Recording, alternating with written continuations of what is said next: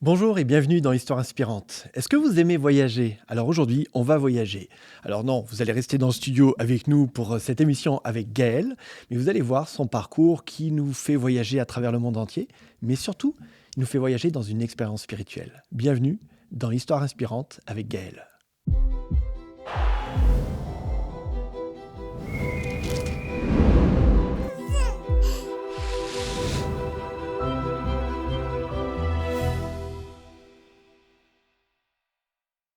Bonjour Gaël, Bonjour, bienvenue dans Histoire inspirante. merci.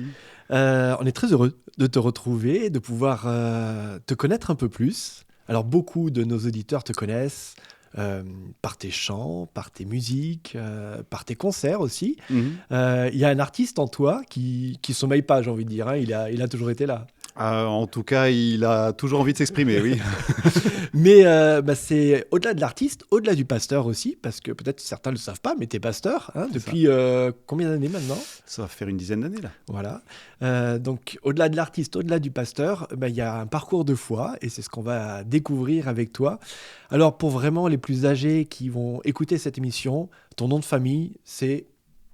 Cosandé, Voilà. Et quand on dit Cosandé, tout d'un coup, il y a des lumières qui s'éclairent dans les yeux de beaucoup, que ça soit en France ou en Afrique. c'est ça. Tu es né, tu as baigné dans une famille pastorale adventiste. Euh, Cette origine, comment tu la portes? Ça a été un petit peu ambivalent pendant un moment. Non, je l'ai très bien vécu parce que donc mon grand-père était pasteur, missionnaire en Afrique pendant 54 ans, enfin mes grands-parents. Mhm. Mon père est né au Cameroun, et puis nous, avec la famille, on a eu l'occasion aussi d'y passer un peu du temps. Mon père était pasteur, mon petit frère est né là-bas. Euh, et effectivement, comme Obélix, hein, je suis tombé dans la marmite quand j'étais petit, euh, dans, dans, ce, dans une famille engagée, dans une famille croyante, euh, dans une famille avec une tradition, voilà, une longue tradition, puisque même donc les parents de mon grand-père Mhm. étaient déjà adventistes. Euh, donc voilà, il y a cette tradition qui est présente dans la famille. Et je l'ai vécu bien parce que, en tout cas, on a grandi avec ces histoires un peu mythiques Mhm. Mhm. de De l'Afrique, missionnaire, ouais. l'aventure, la brousse, des, des films, comment dire, les bobines, là, Ouais. comment dire, de Oui. Super 8 ou 16 mm, Ouais. voilà, qu'on regardait à la maison. Donc voilà, il y a vraiment un côté très, très, très mythique quelque Mhm. part, Mhm. et courageux. Mhm. Donc c'était quelque chose qui était valorisant, Mhm. de cet engagement de foi.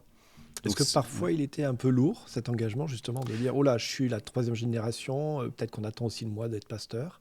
On va y revenir hein, sur ouais, ton ouais, appel, ouais, mais ouais, ouais. est-ce que c'était parfois un peu lourd? Alors, c'était pas cet aspect qui a été lourd. Mhm. Parce que non, ça, j'ai jamais vécu cette pression-là. Mhm. Elle n'était pas, en tout cas, j'ai pas ressenti de pression de la part de mes parents ou même des églises où on Mhm. était. Mhm. Donc, j'ai pas ressenti vraiment cette pression. Non, ce qui était plus lourd, c'est certains aspects du pastorat en tant que famille, Mhm. c'est-à-dire notamment le fait de devoir déménager. Mhm. Donc ça, en tant qu'enfant, Le voilà, déracinement. quitter les copains, devoir s'en faire de nouveau. Donc c'est pour ça que je disais ambivalent, parce qu'à Mhm. côté de ça, Mhm. ça nous a permis de vivre des choses extraordinaires Mhm. et des expériences extraordinaires. Mais donc l'aspect déménagement et parfois aussi le fait que mes parents, ils avaient vraiment à cœur d'aider beaucoup de gens. Mhm. Et parfois, les gens qu'ils aidaient, c'était des personnes qui avaient des réels problèmes, Mhm. des personnalités compliquées, qui bouffaient un petit peu la vie de la famille, Mhm. parce que c'était des personnes ayant vécu des choses difficiles, qui étaient très, très en demande. Mhm. Et résultat, on était équipe quelque part, Mhm. mais ça m'a manqué peut-être d'avoir plus la famille pour moi, pour nous. Donc voilà, moi je rêvais toujours grandir dans un village et puis connaître tout le monde, etc. Être, Mhm. voilà, ce côté cocon qui manquait un petit peu. Et encore une fois, voilà, ça c'était le côté plus Ouais, ouais. lourd. Et puis à côté de ça, j'étais voilà, j'étais fier de voir que mes parents s'engageaient. Mais ouais, je me souviens d'une fois, je rentrais à la maison, et puis il y avait déjà quelqu'un qui dormait dans le salon parce que on hébergeait une amie. Et puis je vais dans la cuisine, et puis il y avait un matelas, et puis j'allume, et il y avait un chanteur de rue que mon père avait rencontré dans la rue, et puis qui avait nulle part où dormir ce soir-là. Il était dans la cuisine parce qu'il y avait nulle part ailleurs d'autre. Et il me dit: oh, t'en fais pas, tout va bien, tout va bien. Et je lui dis: oh, je suis désolé de t'avoir réveillé. Voilà, donc C'est pas le poids du pastorat, mais peut-être les conséquences et la manière de le vivre. voilà, tout à fait. Alors pour autant, on va y revenir, hein, Mm, tu vas aussi répondre à cet appel des années plus tard, mm, mais mm. avant, tu es un citoyen du monde. Alors on va passer par la Corse, on va passer par La Rochelle, par le Cameroun, C'est ça. l'Australie. Alors préparez-vous, chers amis auditeurs, parce qu'aujourd'hui vous allez voyager. Et on va voir comment peut-être dans ces différentes étapes de vie et du globe aussi finalement, Dieu te parle. Tu n'es pas en Corse, mais tu grandis en Corse Voilà, pendant un certain nombre d'années. Combien d'années exactement? 7 ans. 7 ans, de 3 ans à 10 ans. Donc c'est pas les vacances pour toi. Ton père est pasteur en Corse à ce Voilà, moment-là. tout à fait. Tout à fait. Et donc c'est les belles années de l'enfance quand même. Oui, oui, oui. Franchement, c'était des super souvenirs. En plus, mon père était directeur de camp de voile. Et puis l'été, on avait une babysitter, mais on était dans le camp, quoi. Ouais. Et c'est là-bas que j'ai appris à nager, j'ai appris à faire la planche à voile. Et puis voilà, grandir en Corse, c'est grandir à la plage. et ça, vraiment, vraiment très chouette. On a vécu aussi une expérience spirituelle.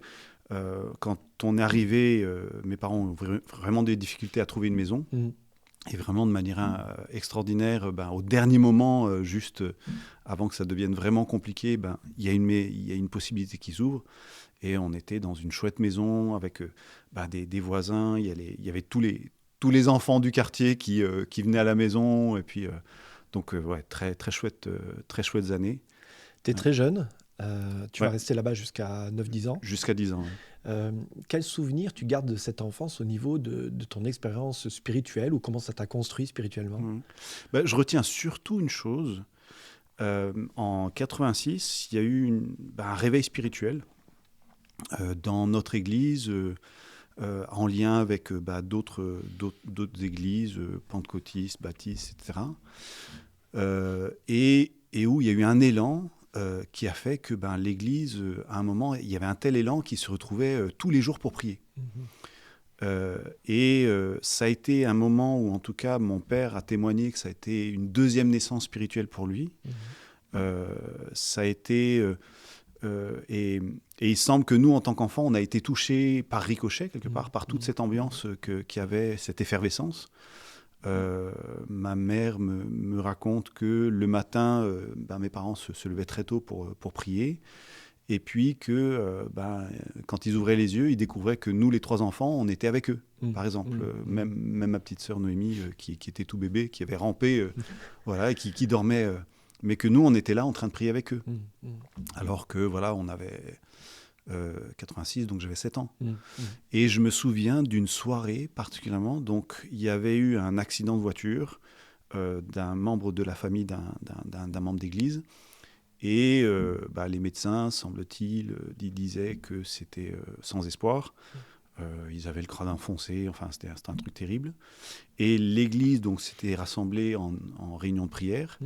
Et à l'église, donc il y avait la salle de culte et puis il y avait la salle des enfants. Et donc nous les enfants, pendant que les adultes priaient, d'habitude on allait jouer à côté. Voilà, on allait jouer à côté.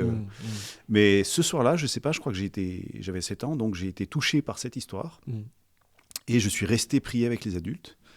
Et je me souviens d'avoir été saisi de quelque chose, c'est-à-dire pendant la prière, ils ont entendu ma petite voix d'enfant prier. Et je me souviens vraiment comme quelque chose d'extraordinaire, une sorte de miracle, un sentiment en moi de prier. Et j'ai prié comme j'avais jamais prié. Je me souviens que les adultes, apparemment, ils étaient embêtés parce qu'ils disaient, oh là là, s'il se passe rien, qu'est-ce qui va arriver à la foi de ces enfants, en fait? Et il semble qu'il y a eu un miracle. Ces 2 personnes ont été guéries. Et ça a été au point où le membre d'église qui était de la famille leur a raconté ma prière. Et ces personnes, à travers le membre d'église, m'ont envoyé un petit bijou. C'était un petit pendentif je crois, de jade ou un truc comme ça, pour me remercier d'avoir prié pour eux. Et j'ai encore ce petit bijou qui, pour moi, est un souvenir, en fait, de ma première vraie expérience personnelle avec Dieu, en fait. Tu as 7 ans, tu viens de vivre une expérience spirituelle. C'est ça. Tu vis ces belles années en Corse. Mais comme tu disais, c'est cette souffrance-là. C'est que pour les enfants de pasteurs, c'est le déménagement. C'est ça. Et là, vous déménagez, vous faites un choix assez particulier. C'est que ton papa reçoit un appel, si je ne me trompe pas. C'est ça. Et vous partez, retour en Afrique. Voilà, c'est ça. Alors là, la Corse, c'est sympa. L'Afrique, c'est quand même différent. Oui, alors là, c'était grande aventure. Ouais. Nous, les enfants, on avait grandi avec les récits familiaux. Du grand-père, voilà, du c'est père. ça. Quand on allait visiter les grands-parents en Suisse, quand ils étaient là, parce qu'ils étaient encore au Cameroun à l'époque, donc de temps en temps, ils revenaient. Et la maison était remplie d'objets africains, d'images, de tout ça. Donc voilà, on avait grandi dans cette ambiance, mais on n'avait jamais vécu là-bas. Tu n'étais pas africain, mais tu vas devenir du coup. Parce qu'à 10 ans, quand tu débarques en Afrique, tu es encore un enfant. Ouais. Et là, c'est quoi le choc pour toi là-bas en arrivant? La première impression, c'est on arrive avec l'avion à Douala. Et Douala, c'est une des villes les plus humides au monde. Et donc, on est dans l'avion, et quand on sort, d'un seul coup, il y a... Bouffée de chaleur. Voilà, bouffée de chaleur humide qui t'assaille. Et en 2 secondes, tu es en sueur. On arrive donc à l'aéroport, et puis il y a beaucoup de bruit, ça foisonne, c'est des couleurs, des sons, des odeurs complètement différentes. Donc voilà, c'est plongé dans quelque chose de complètement différent. Je me souviens que donc ça c'était pendant l'été, on arrive donc pour la rentrée. Mes parents avaient fait le choix qu'on suive les cours par correspondance pour rester au niveau français, pour que quand on rentrerait, on ait suivi le programme français. Donc c'était le cours par correspondance. Et les cours n'arrivent pas. Et on avait loué un container avec notre déménagement qui n'arrive pas non plus. Et je me souviens du premier Noël qu'on a vécu là-bas. Mon grand-père a pris des palmes de palmiers pour faire un sapin qu'il a décoré. Et c'est là qu'on a reçu le déménagement. Ouais. Et en fait, on a commencé l'école, en fin d'année. Et donc, c'était notre cadeau de Noël, quelque part, de recevoir nos jouets, nos affaires. Voilà, c'était le début de l'aventure, quoi. Vous passez 4 ans en Afrique. C'est ça. Je vais te poser la même question qu'en Corse. Quel est ton souvenir de cette expérience africaine au Cameroun? Là aussi, alors, quand on est enfant, l'Afrique, c'est le plus grand terrain de jeu du monde. Donc, en plus, on était en brousse, on était dans un petit village qui s'appelle Nangaiboko, qui est le lieu d'une université, donc, dans laquelle mon grand-père a beaucoup travaillé. Mon père avait été appelé pour être professeur là-bas.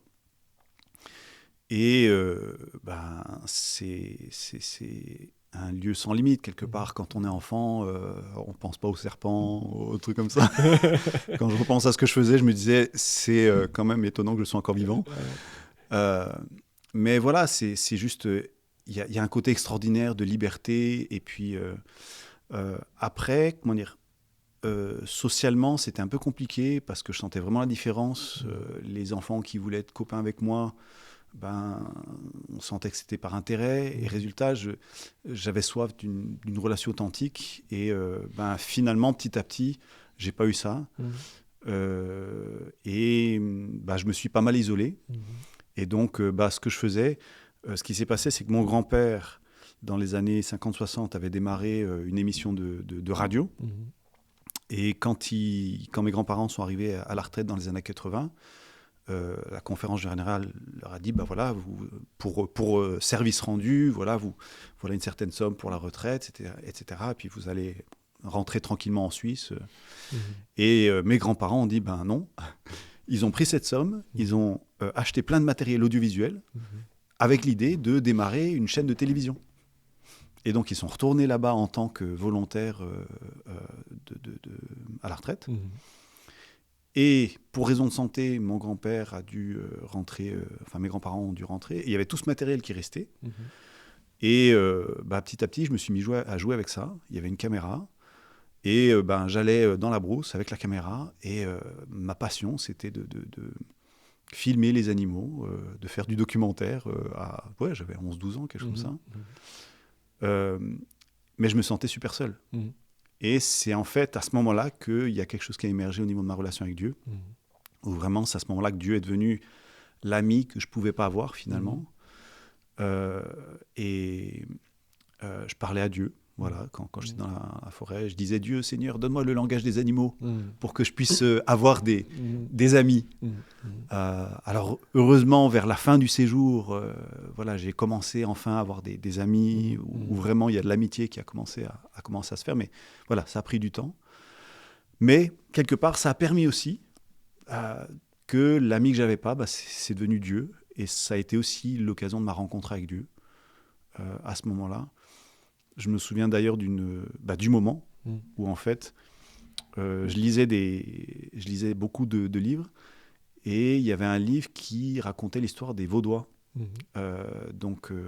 Les Vaudois du Piémont, en Italie, qui avaient été persécutés parce que à cause de leur foi, etc. Et dans l'histoire, il y avait un garçon qui disait à un autre, ça y est, j'ai rencontré Jésus, j'ai donné ma vie à Jésus. Et puis l'autre qui disait, je suis pas sûr, etc. Puis quelques chapitres plus loin, l'ami disait, moi aussi, j'ai donné ma vie à Jésus. Et j'ai vraiment senti l'appel à ce moment-là. Donc je suis allé voir ma mère, j'ai dit, maman, je veux donner ma vie à Jésus. Et donc on s'est agenouillé là, dans le salon, et on a fait la prière, et j'ai donné ma vie à Jésus à ce moment-là. C'était pas du tout ton baptême. Le baptême va arriver beaucoup plus tard. Non, le baptême, en fait, je voulais tout de suite commencer les études bibliques et me faire baptiser. Mes parents, ils m'ont dit, t'es un peu jeune. Ouais. Alors ça m'a un peu dit, mais non. Je suis prêt. Voilà. J'ai suivi les études bibliques avec mon père, et puis avec d'autres qui... Et il y avait aussi un truc, c'est que je voulais me faire baptiser avant qu'on retourne en Europe. D'accord. C'est-à-dire que j'avais vraiment une vision de l'Europe. J'étais devenu un peu militant anticolonialiste, des suites de la colonisation, enfin des restes, de l'histoire coloniale qui pour moi était responsable de la situation du Cameroun, etc. Et je me disais, je risque de retourner en Europe et de perdre en fait la pureté de ce que je vivais là, la pureté de ce que je vivais avec Dieu, la pureté du vécu du temps, du non-consumérisme. Enfin, à 14 ans, j'avais un côté très militant de ce côté-là. Et je voulais me faire baptiser pour pas être tenté de revenir en arrière après. Et donc, j'ai vraiment insisté, je suivi les études bibliques. Et donc, j'ai été baptisé finalement dans le même... pas exactement au même endroit, mais dans le même village que mon père, où mon père a été baptisé par son propre père. Et donc baptisé par mon père.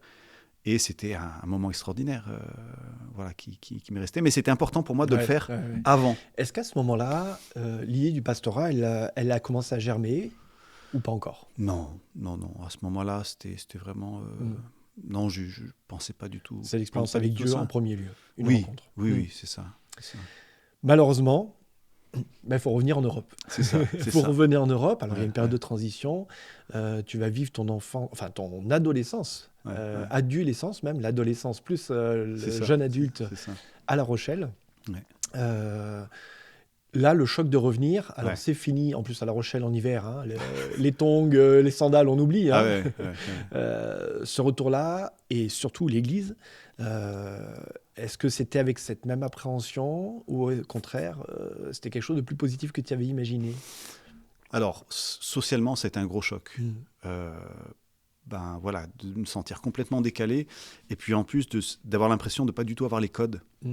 Parce que, je ne l'ai pas dit, tu reviens, tu as 14 ans. Hein. Voilà, j'ai 14 ans, je suis vraiment dans l'adolescence. Et on sait que l'adolescence, c'est le regard de l'autre, c'est le fait de faire partie du groupe ou pas, s'identifier, être intégré ou pas. Et là, moi, j'étais j'étais un extraterrestre. Euh, C'était peut-être eux les extraterrestres. Hein. peut-être, Mais vu que tu étais tout seul, c'était toi. Ouais. mais voilà, en tout cas, j'ai vraiment un rapport d'une timidité mais extrême. Je me souviens, avant d'aller à La Rochelle pendant un an, pour faire la transition, on a été donc à Ambierle, à côté de Roanne, dans un petit village c'est là où il y avait la famille de ma mère. Et je me souviens, on continuait les cours par correspondance, et on habitait, donc il y avait 2 maisons, la maison où on était, la maison de ma grand-mère, et c'était à 500 mètres, 300 mètres l'une de l'autre. Il y avait un arrêt de bus entre les deux, sur le terrain, et de temps en temps, il y avait des jeunes qui attendaient le bus. Et ben moi, en fait, quand je voyais ça, je me cachais, j'attendais que les jeunes soient plus là, et là, je passais. C'est-à-dire que ma timidité, le regard des autres était à ce point-là, que... et vraiment... Et en fait, j'étais en guerre contre ma propre nationalité, parce qu'encore une fois, pour moi, la France était responsable de la colonisation, etc. Donc, je me souviens aussi d'entrer dans les supermarchés, et d'être complètement agressé par les lumières, les sons, toutes les pancartes, les écritures, etc. De rentrer et aussi de voir l'abondance. De voir qu'il y a un étalage complet de brosses à dents, de dentifrice. Et vraiment, j'étais heurté terriblement. Donc c'est vrai que c'était compliqué. Compliqué, mais pour autant, tu vis quand même des choses spirituellement, de belles choses spirituellement. Comment dire, Dieu reste finalement ce à quoi je me raccroche, ça en reste fait, ton ami. au milieu de ça. Et au bout d'1 an, donc, mon père devient pasteur à La Rochelle. Et là, j'ai vraiment été béni quelque part par l'accueil, puisque on a été donc au lycée où on a été. Il y a eu des jeunes là, des cours, des classes qui nous ont très vite adoptés. Et encore aujourd'hui, je me demande comment ils ont fait, parce que une partie de mon militantisme, c'était de m'habiller le plus mal possible.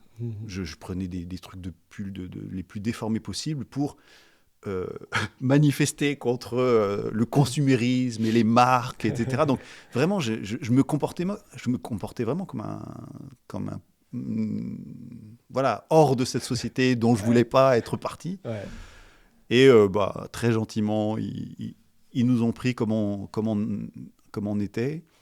Et ça nous a permis de nous intégrer. Et là, ça a été des très belles années.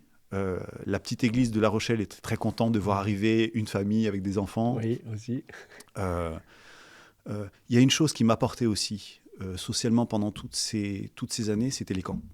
C'est-à-dire que les parents nous envoyaient en camp l'été. Et les camps, c'était les endroits où d'un seul coup, je me découvrais comme quelqu'un d'acceptable et de même valorisé.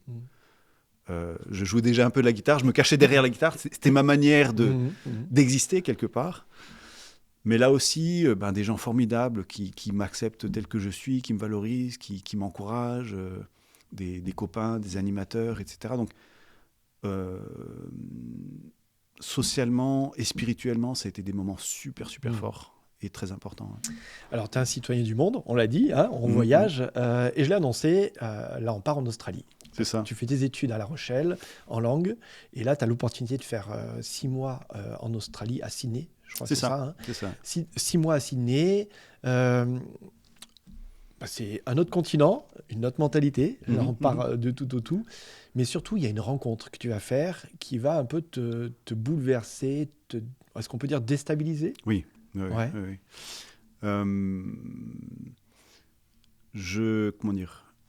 Dans le cadre de mes études, donc je commence je savais pas quoi faire. Il y avait quelque part le pastorat dans un coin de la tête, mais j'ai dit non, j'ose pas, j'avais peur. Et donc je commence des études d'anglais en me disant l'anglais ça servira à tout. Et l'université propose un échange avec l'université de Sydney, où on pouvait valider un semestre dans des bonnes conditions financières. Et il se trouve que j'avais un grand-oncle, donc l'oncle de ma mère, qui habitait à Sydney. Et l'opportunité, je me suis dit, pourquoi pas ? Et donc, effectivement, je pars 6 mois en Australie. Et puis là-bas, il y a un groupe de Français. Et parmi ce groupe, il y a un archéologue donc français qui faisait sa thèse là-bas et qui entreprend très vite d'interpeller ma foi et de dire à quel point elle était irrationnelle, stupide et tout ça. C'est la première fois que quelqu'un te fait de feedback sur ça. Tu étais confronté à en tout cas du rentre-dedans, ouais. Toi, t'étais pas prêt, là. Non, pas du tout. Je veux dire, et en plus, voilà, j'étais très engagé quand je suis arrivé sur le campus. J'ai rencontré une organisation qui s'appelle Campus pour Christ, qui faisait de l'évangélisation. Et donc, j'ai commencé à en faire avec eux. Alors, pour moi, c'était la croix et le bannière, parce qu'à cause de ma timidité, parler à des inconnus et tout, mais je me forçais.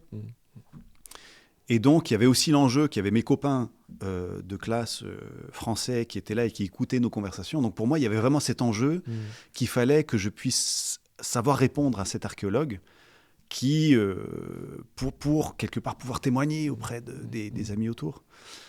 Et en fait, il commence à me dire, mais tu sais, voilà, tu me dis que tu crois parce que tu as vu des miracles, mais si ça se trouve, les miracles dans lesquels tu as cru, eh ben, dans quelques années, la science démontrera que c'est des phénomènes tout à fait naturels. Tu sais, à une époque, on croyait que les éclipses de soleil, c'était un miracle de Dieu, et puis en fait, c'est juste la lune qui passe devant le soleil.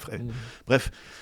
Et je me souviens aussi, il se vantait d'avoir fait la même chose avec 2 Mormons. Donc, c'est les Mormons qui sont envoyés deux à deux pendant un an. Des fois, on les voit dans la rue avec leur chemise blanche et puis leur cravate. Et le petit badge. Et le petit badge, voilà. Et ils se vantaient qu'au début, ils étaient très, très... prosélytes. Voilà, auprès de lui.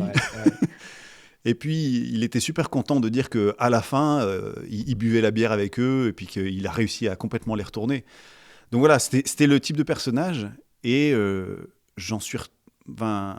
ça m'a vraiment bouleversé parce que je me suis dit, oulala, il faut que je réfléchisse le truc là. Parce qu'en fait, soit Dieu existe et dans ce cas, je continue ce que je vis, soit en fait, je me suis complètement planté, j'ai tout inventé dans ma tête, j'ai tout interprété, surinterprété.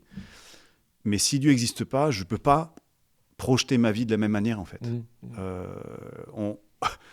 On ne vit pas de la même manière quand on se projette dans l'éternité ou quand on a juste quelques années à vivre. En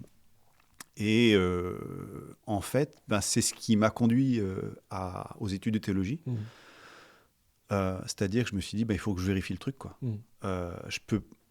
Si je suis honnête, je ne peux pas juste croire parce que c'est confortable, parce que c'est ma tradition, parce que je me sens mieux avec ça.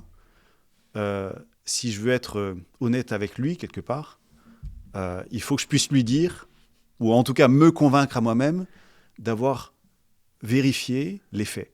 Bon, finalement, ce personnage, c'est peut-être un ange, non ? Pas comme je l'ai vécu. Hein. En tout cas, c'est celui qui, à un moment donné, t'interpelle, t'oblige à te positionner, et en tout cas, qui te permet de réaliser que tu as besoin de creuser les choses. C'est ça. Donc, tu te diriges vers Collonges, vers les études de théologie, sans forcément l'arrière-plan, je veux faire théologie pour être pasteur. Là, c'est plus en mode, j'ai besoin de m'équiper, j'ai besoin de comprendre, d'analyser, de réfléchir. C'est même plus fort que ça, c'est carrément existentiel. Ouais. C'est-à-dire que là, c'est là que ça va basculer ou pas, soit pour la foi, soit pour autre chose, que je dois réfléchir, mais c'était vraiment l'un ou l'autre, noir ou blanc. Donc, c'était très intense. Et donc, pas d'idée de pastorat derrière. Ouais. Et d'ailleurs, tu arrives à Collonges. En quelle année tu arrives à Collonges ? J'arrive en 99. Et tu sors de Collonges en quelle année, diplômé ? 2006. Voilà, donc vous ferez le calcul par vous-même. Ça a pris du temps. C'est ça. Et même après les études de théologie, il n'y a pas de vocation... Enfin, il y a cette question de qu'est-ce que tu fais maintenant ? Tout à fait. Tu as fini tes études, tu as pris le temps de faire tes études, parce que c'était aussi, on l'a compris, un temps pas juste d'études. Tout à fait. C'était un temps aussi de questionnement. C'était surtout pour moi, en fait. Voilà. C'était pour moi que j'y suis allé. Un temps de questionnement, d'introspection. Et là, devant, il y a la porte, il y a un courrier que tu envoies. Parce que quand on finit ses études, en Voilà. théorie, on postule pour être Naturellement, embauché. tu te dis, Voilà. bon, t'as fait ça, c'est vers ça que ça mène. Là, tu as fini tes études, Ouais. donc tu postules, C'est ça. mais tu rentres pas dans le pastorat. C'est ça. Donc j'envoie ma lettre. Pourquoi? J'envoie ma lettre pour dire, ben voilà, je postule pour être Mm. pasteur dans la Fédération du Sud de la France. Et je sens, non, c'est pas le moment. Mm. Je sens que, même si pendant le parcours, je dirais, peut-être un mot quand même sur ce parcours, parce que ça a répondu à mes questionnements. Mais c'est pas tant les cours qui ont répondu, c'était le fait d'étudier moi-même. Je passais beaucoup de temps à la bibliothèque, trouver des bouquins, etc. Et il y a des bouquins qui m'ont permis de trouver aussi que la foi n'était pas seulement une question de sentiment et d'expérience, mais aussi une question de raison, de raisonnement et d'établissement de faits aussi. Le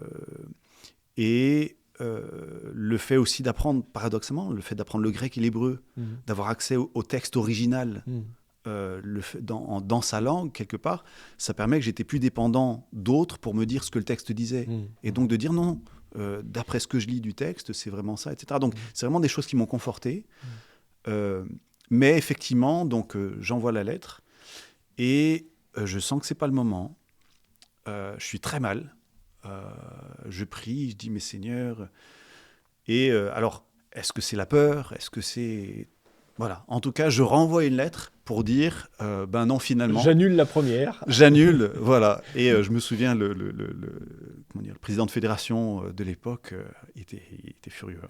Il n'était pas content parce que ça remet beaucoup de choses en cause, beaucoup d'organisations, etc. Et je comprends. Je comprends.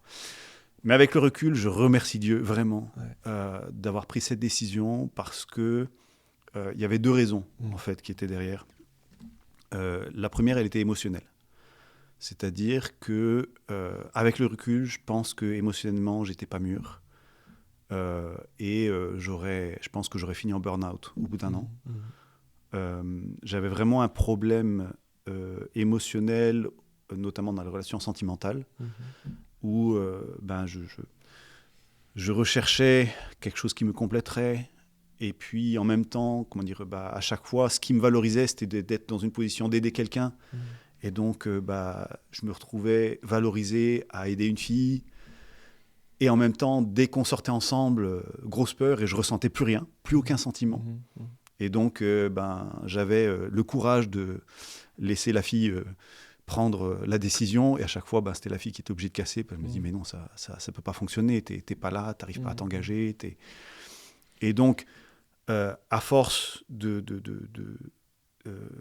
me sentir tellement coupable de faire souffrir, etc., qu'à un moment, j'ai un collègue de Muro qui m'a dit, écoute, là, ce que tu me racontes, ça ressemble à une dépression, en fait. Le fait d'avoir envie de mourir, des idées noires, de se dévaloriser, d'être dans un tel état, tu as besoin d'aide. Et vraiment, il m'a sauvé la vie. Et donc, ça a pris un peu de temps, mais j'ai finalement pris mon courage de deux mains pour frapper à la porte d'un psychologue. Et on a commencé un travail. Et déjà au bout de 3 mois, les idées de mort, de suicide, etc. étaient parties. Parce que il y avait un endroit pour la parole, en fait. Et voilà, ça a été le début d'un long cheminement, d'un long travail qui a duré une bonne dizaine d'années, en fait. Pendant 10 ans, tu suis une double thérapie, finalement. C'est ça. Avec un psy d'un côté, ouais. mais aussi avec la musique qui... Voilà. On n'en a pas parlé beaucoup, on en a parlé au tout début de cette émission, mais qui a été pour toi aussi un espace important. Peut-être, avant de parler de la musique, faire la démarche d'aller voir un psychologue dans le monde chrétien, particulièrement dans le monde évangélique duquel on appartient, on est en tout cas, c'est pas toujours bien vu. Comment, toi, tu as appréhendé cette question-là? Quand ton ami te dit peut-être que tu vis une dépression, le réflexe, des fois, c'est de se dire je me mets à genoux, je prie, et puis mon problème va se résoudre, quoi. Tout à fait. Comment tu as appréhendé les choses, toi, à ce moment-là? Alors, très compliqué. C'est compliqué de, disons, se dire je vais voir un psychologue, ça veut dire c'est accepter que ce que je vis est suffisamment grave, entre guillemets, pour que ça nécessite une aide professionnelle. Et quelque part, le fait d'accepter qu'on en ait besoin, c'est déjà la moitié du chemin. Mais voilà, je découvre ce monde de la psychologie que je ne connaissais pas du tout. Et aussi avec ce sentiment de se dire je ne suis pas un assez bon chrétien pour quelque part m'en être sorti tout seul. Par la prière. Par la réflexion personnelle, etc. Et ça m'a permis de découvrir en fait que finalement, on fait 2 poids 2 mesures quelque part entre le corps et l'esprit. C'est-à-dire qu'on dit, voilà, tu te casses une jambe, c'est normal que tu ailles voir le médecin. Par contre, que ton cerveau il fonctionne mal, non, ça devrait se passer autrement. Et je me suis rendu compte finalement, le cerveau c'est un organe comme un autre qui peut avoir des déficiences, qui peut avoir affecté l'humeur. Et puis, il peut y avoir des histoires de vie qui peuvent affecter, comme parfois on reste avec un handicap physique parce que on a eu un accident et donc on reste avec un handicap. Émotionnellement, ça peut arriver aussi.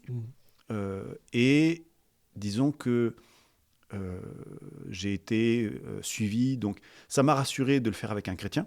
Donc après, je ne pense pas, avec le recul, que ce soit toujours nécessaire. C'est-à-dire qu'un psychologue, même non chrétien, à partir du moment où il a vraiment cette éthique, cette déontologie de respect de la religion, de la foi.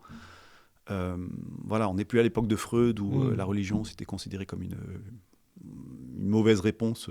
Bref. Donc, ça me rassurait. Et j'ai été accompagné comme ça par des personnes extraordinaires, par ce psychologue, par des pasteurs. Je parlais de ce collègue qui est un chrétien que j'ai rencontré dans mon job. C'était un job alimentaire à Genève, dans l'informatique, et qui a été pour moi d'un soutien extraordinaire aussi. Donc voilà, ces personnes qui ont été soutenantes à un moment où c'était nécessaire et qui m'ont permis de commencer ce travail.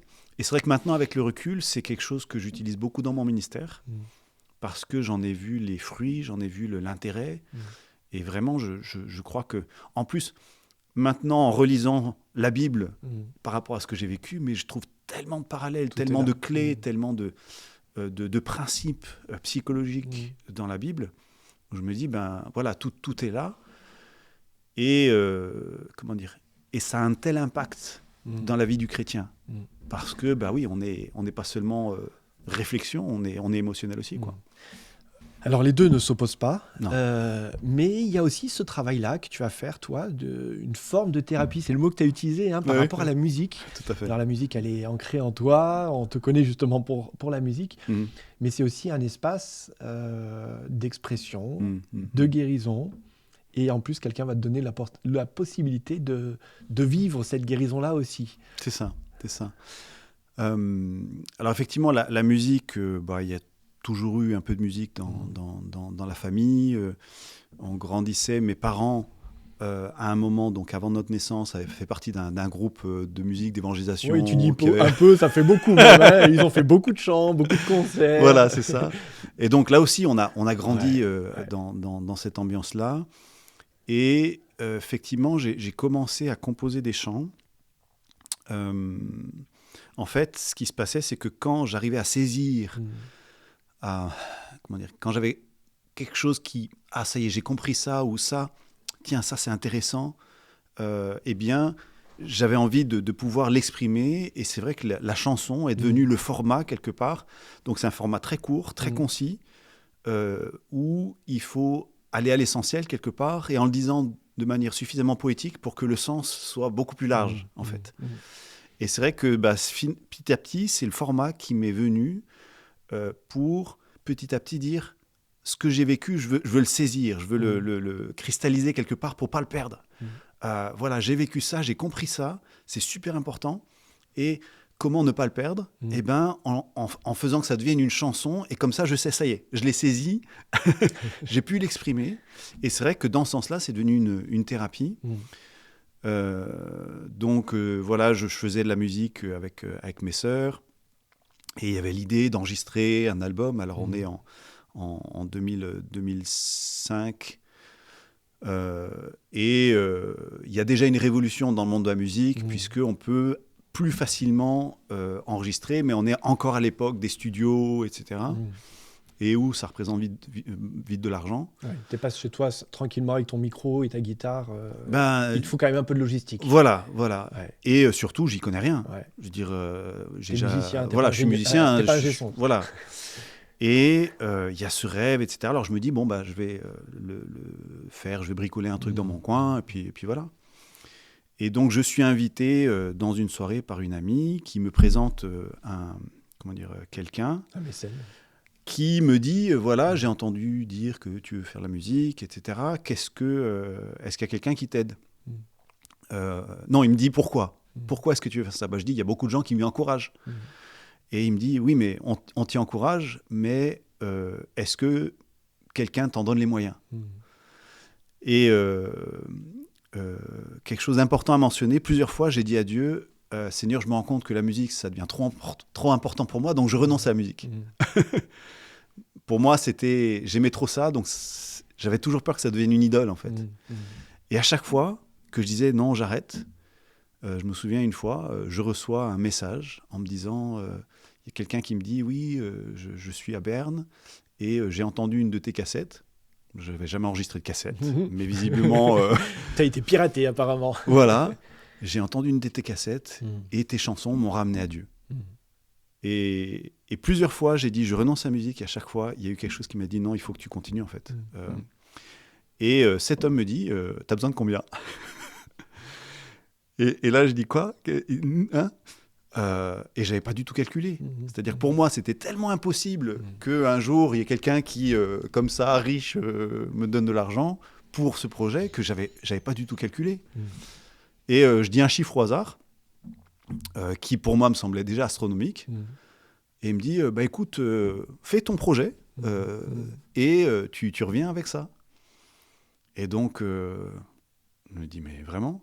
Et en fait, ça me faisait peur. Et quand on a peur, qu'est-ce qu'on fait ? On procrastine. Et donc, je temporise, je repousse. Il y a une chanson qui porte dans la, je crois. Oui, tout à fait, je procrastine. C'est le contexte d'écriture ? Oui, tout à fait. J'en profite pour faire la pub. Ouais. On retrouve toutes tes musiques sur ta chaîne YouTube, mais aussi sur Spotify, les différents réseaux. Il suffit de chercher Gaël Causandet sur Internet. Gaël Musique. Non, Gaël Alors gaël-musique.com, voilà. ça c'est le site, mais sinon Gaël Causandet sur Internet, vous trouverez. Comme ça, si vous ne connaissez pas encore, on vous pardonne. Maintenant, vous savez où trouver. C'est ça. Et il y a la chanson Procrastine. Et il y a Je procrastine, effectivement.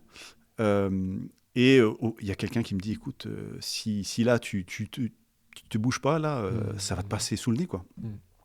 Et donc finalement, je fais un projet en me disant, mais c'est jamais il va me suivre. Je lui présente le projet, il me dit, ah, c'est vrai que c'est beaucoup.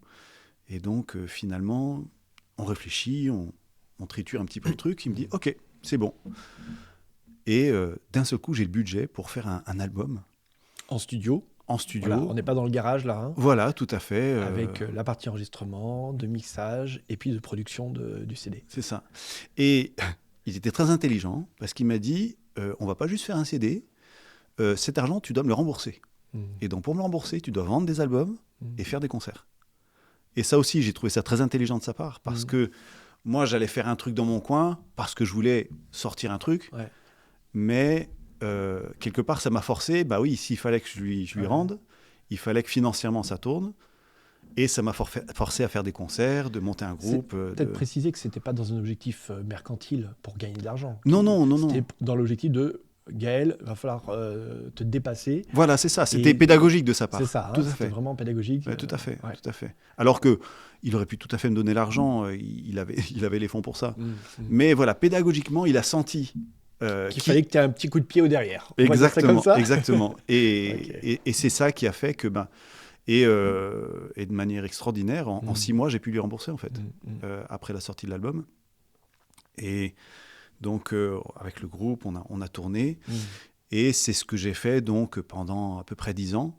Alors, j'oscillais entre, m'engager dans l'église ou faire la musique, parce que c'est compliqué de faire les deux, on doit partir en week-end, etc. Mais voilà, pendant 10 ans, j'ai fait des deux. Et voilà, si j'avais commencé le pastorat en 2006, je pense pas que je l'aurais fait. Ouais. Ouais. Il y a la musique, il y a ce pastorat qui est là, quelque part, Tout à fait. qui vole au-dessus de ta tête. Il y a 10 ans qui passent, Ouais. tu le dis. Ta dépression, tu en guéris. La musique t'aide aussi à sortir, à oser te dépasser. Ouais. Et puis il y a cette question du pastorat qui revient. Tout à fait. Tu peux plus dire non, d'une certaine manière. Là aussi, ça a été graduel parce qu'il fallait que je prenne confiance finalement dans ma capacité à le faire. Pastorat, en fait, j'en ai toujours eu peur parce que j'ai vu à quoi ça pouvait ressembler, les défis auxquels mon père était confronté. Pour moi, être pasteur, en gros, c'est tu dessines une cible là et tu dis allez-y, tirez. Et comme j'ai horreur du conflit, du conflictuel, pour moi, c'est quelque chose qui est très compliqué pour moi. Je me disais, mais vivre du conflit, en tout cas c'était l'image que j'avais du pastorat, accompagner des personnes en difficulté, comme ces personnes qui étaient dans ma famille pendant que j'étais enfant, je me disais non, je ne serais jamais capable. Donc voilà, ces aspects-là étaient compliqués. Et donc au fur et à mesure de la thérapie, petit à petit, je travaillais tous ces aspects-là. Et il y a eu aussi un aspect intéressant, c'est que petit à petit, on m'a donné des responsabilités. C'est-à-dire qu'à l'église de Collonges, où j'étais membre, petit à petit, avec la musique, je commence à diriger la louange. Et puis, c'est pas une petite église, hein, c'est une grosse église avec tout un orchestre, etc. Et je me régale avec les jeunes à faire ça. Je suis animateur. Et puis, à un moment, le pasteur me dit « Est-ce que tu voudrais pas être ancien ?» Et je dis « Ah bon, tu crois que… » Enfin, là aussi, moi, je suis pas à la hauteur, bref. Et donc, là aussi, son regard de confiance, dit « Pourquoi pas ?» Puisqu'il me demande, ça veut dire qu'il pense que peut-être je peux. Je me retrouve avec le conseil d'anciens, dans lequel il y a des profs de théologie, etc. Et puis, je me rends compte que quand j'ouvre la bouche, c'est pas non, c'est n'importe quoi, non, c'est les autres anciens disent oui, c'est une bonne idée, etc. Et moi je dis ah bon, c'est une bonne idée. Enfin voilà, je suis étonné quelque part d'entendre de l'écho dans ce que je partage, et je crois que petit à petit ça m'a donné de la confiance. Un autre aspect aussi, c'est que entre-temps, lors d'un camporé en 2011, j'ai rencontré une animatrice italienne et ça va tilter. Et donc quelques années plus tard, je me marie. Donc il y a aussi cet aspect, je me voyais pas être pasteur tout seul parce que voilà, c'est question de la solitude, etc. Et donc cet aspect aussi qui s'apaise dans ma vie, qui était un des nœuds qui ont conduit ma dépression, etc. Qui petit à petit aussi là s'apaise. Et je me rappelle donc d'un matin où donc à l'église de Collonges, à un moment, donc le pasteur qui était là, l'église n'avait plus de pasteur. Et donc ça a duré pendant un moment. Et où un matin, vraiment, je me réveille dans ce demi-sommeil au réveil, où il y a quelque chose de très fort en moi qui me dit « Et si tu demandais à donner un coup de main, à faire une sorte d'intérim pour donner un coup de main à Collonges, tu connais, les gens te connaissent, t'es dans ton… voilà. Et vraiment, c'est très fort. Quelque chose qui m'est très rarement arrivé, en fait, d'avoir une sorte vraiment de l'ordre du spirituel, de l'appel de Dieu qui me parle. Alors, c'était pas une voix audible, mais c'était vraiment très… Et alors, ça me faisait très peur, là aussi. Et puis, donc, mon épouse, Alessia, elle essayait d'entrer dans des écoles à ce moment-là. Donc, je contacte la fédération. Je leur dis, est-ce que ça vous intéresserait ? Et ils me répondent non. Parce que il faut que je puisse être déménageable. Et donc, avec Alessia qui allait faire des études, on ne pouvait pas bouger pendant 5 ans. Tu ne peux pas faire ça dans ton église. Il faut que ce soit dans une église et il faut que tu aies un directeur de stage. Or, là, pour l'instant, il n'y a pas de pasteur à Collonges. Donc, j'ai dit, ok, c'est bon, je suis tranquille. J'ai obéi à Dieu et Dieu a répondu. Enfin, les circonstances ont répondu que, non, voilà, j'ai fait ma part. Et quelques mois plus tard, à la clôture, donc La clôture académique voilà, de l'université. tout à fait. Eh bien, le président de Fédé, le secrétaire, le trésorier sont là. Ils demandent à me voir. Ils me disent alors. Et je dis mais il y a quelque chose qui a changé dans les conditions. Il dit non. Sauf qu'entre-temps, toutes les portes se sont fermées pour mon épouse. Plus rien ne nous retenait quelque part dans ce lieu, la région. à part l'amitié, etc. On a prié, et puis dans l'été, on a dit ok, finalement, oui, on peut bouger. Ouais. On arrive au terme de cette émission, Gaël, de tout ton parcours, de comment Dieu t'a parlé, guidé, inspiré. Est-ce qu'il y a un texte biblique qui, pour toi, a été important, a été porteur? J'ai pas en tête un texte qui vraiment m'aurait porté plus qu'un autre, parce que vraiment, pour moi, c'est une découverte continuelle. Mais en ce moment, il y a un texte qui me parle. C'est la fin du psaume 139, qui dit « Sonde-moi, ô Dieu, connais mon cœur, éprouve-moi et connais mes pensées, regarde si je suis sur une mauvaise voie et conduis-moi sur la voie de l'éternité. » Pour moi, ce texte, en tout cas, il est important parce qu'il parle de l'introspection, et que parfois l'introspection, ça ne suffit pas. On peut essayer de se comprendre, on peut essayer de creuser, etc. Mais on a besoin d'un regard extérieur, quelque part, pour nous révéler à nous-mêmes ce qui se passe à l'intérieur. Et ce regard, il passe par c'est Dieu. En tout cas, le psalmiste, il demande à Dieu, éclaire ce qui se passe en moi pour que je comprenne, parce que je sens qu'il y a des choses en moi qui ne me dirigent pas nécessairement dans la bonne direction, en fait. Et j'ai besoin de clarté. Et donc, cette clarté, là, par rapport à mon parcours, en tout cas, des amis, des pasteurs, cette thérapie que j'ai suivie, tout ça, ça a été le Seigneur qui a éclairé en moi des choses. Mais c'est quelque chose qui continue, qui est continuel quelque part. Et en ce moment, c'est ma prière. Seigneur, continue à éclairer ce qu'il y a en moi pour que je me comprenne et que je comprenne les choix que je fais, s'ils sont dans la bonne direction. Merci beaucoup, Gaël, pour ce témoignage éclairant. J'espère que ça va germer dans le cœur aussi de nos auditeurs et que ça va inspirer, j'en ai pas le doute. Je te propose d'aller écrire, en tout cas sur notre mur ici des témoignages, ce message-là. Merci. Merci.